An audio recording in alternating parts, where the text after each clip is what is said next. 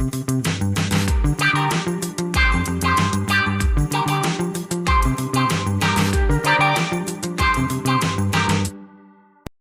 salut, comment ça va?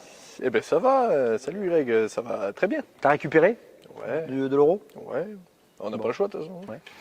Bon alors Valentin, le début de saison avec Montpellier pas extra, voire même mauvais, le pire depuis que le club. T'as les décrescendo, t'as vu? Oui, ouais, je vais essayer d'y aller un petit peu tranquillement. Donc pas bon le début de saison, le championnat d'Europe moyen aussi, hein, même si tu as une médaille de quatrième que tu as acheté à la poubelle, ça c'est pas très grave. Le retour est mieux. Là vous avez repris un petit peu le bon fil. Qu'est-ce qui s'est passé en début de saison? Beaucoup de choses, je vais dans ton sens, hein, les chiffres parlent pour nous. Parlent pas pour nous, mais parlent pour nous. C'est un début de saison catastrophique. À la trêve, on était 9e, comme tu l'as dit, c'est la pire saison de l'histoire du club. Qu'est-ce qui s'est passé? C'est facile à dire, il y a beaucoup de choses qui sont passées. Le fait qu'on n'a pas été à notre meilleur niveau, ça c'est clair et net. Pas mal de nouveaux joueurs aussi, de jeunes joueurs aussi qui découvrent et le championnat et le championnat quand même, qui est le championnat français qui commence à devenir très intéressant. Ça, plus oui non les contre-perfs et surtout le handball français qui commence à progresser. Et on parle même si on doit parler de promu par exemple aujourd'hui, un Nancy, un Saran. Il faut y aller. Ouais. Et il faut y aller. Et puis Saran est allé battre Saint-Raph à Saint-Raph. Nancy accroche beaucoup d'équipes à domicile. Enfin voilà, même des promus qui à l'époque en prenaient 15 par tout le monde, aujourd'hui sont capables de tirer leur épingle du jeu. Donc tout ça mélangé fait que explique pas tout clairement, mais explique aussi une bonne partie de notre 9e place. Après, toi tu as quand même galéré au début de saison, tu reviens blessé des JO. Derrière, tu te soignes, tu fais un entraînement, je crois, au premier entraînement, fracture de la main, c'est ça? Fracture du doigt. Ouais. Ouais, derrière, combien de temps? Encore un mois d'arrêt? À peine, j'ai repris très vite, j'ai senti un peu de pression, j'ai repris trop vite pour mon doigt, mais on s'en fout, c'est pas à toi que je vais l'apprendre, mais un doigt c'est rien, bien strappé, ça fait le taf. Mais oui, il y a aussi ça aussi, hein, c'était une année olympique mine de rien, donc Montpellier, il y a quand même beaucoup d'internationaux, donc beaucoup de joueurs absents sur la prépa d'été.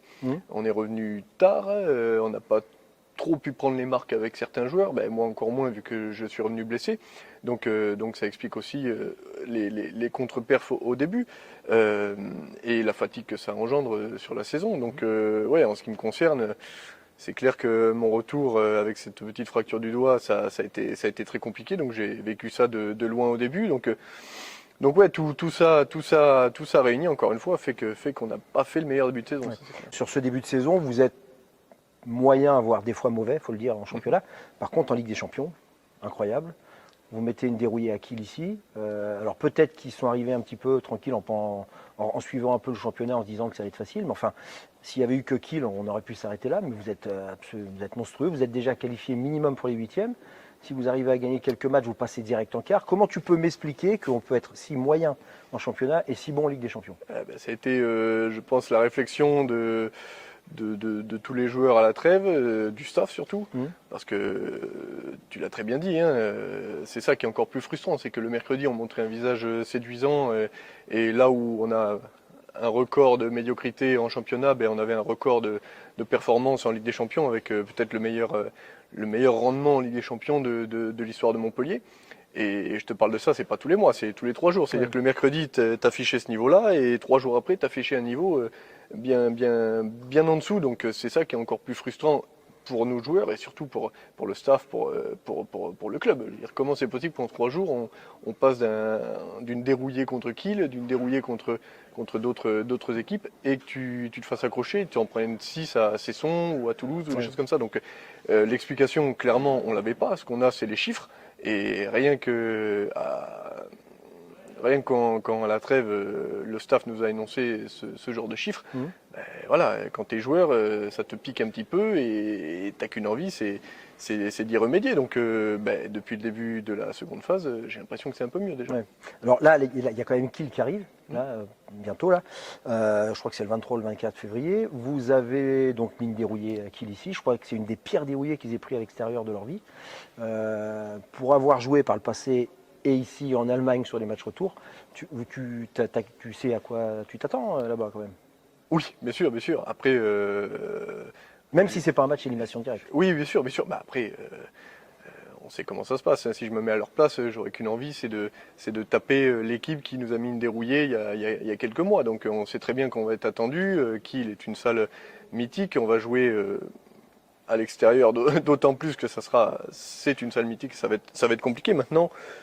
On a aussi un style de jeu qui leur pose problème aussi. Donc nous, on va y aller. Et je me rappelle que la dernière fois qu'on y a été, honnêtement, on aurait dû gagner, on perdait un but là-bas. Donc on sait très bien qu'on peut leur poser problème. Et du coup, ça peut vite s'inverser. S'ils veulent nous mettre une dérouillée et qu'ils voient qu'ils n'y arrivent pas, ça peut aussi s'inverser. On peut prendre le dessus psychologiquement. Donc après, hein, c'est pas à toi que je vais l'apprendre, mais dans un match de hand, ça peut aller très vite, quoi. Ouais. Bon, on se retrouve le 23-24 sur les 2 matchs de Ligue des Champions. Il y aura Valentin, il y aura d'autres joueurs. Vous aurez le temps de voir d'autres joueurs en interview. Et puis, Valentin, bon courage. Hein. Merci. Amusez-vous bien surtout. Et puis, si vous passez, on se retrouvera pour la finale. Avec plaisir.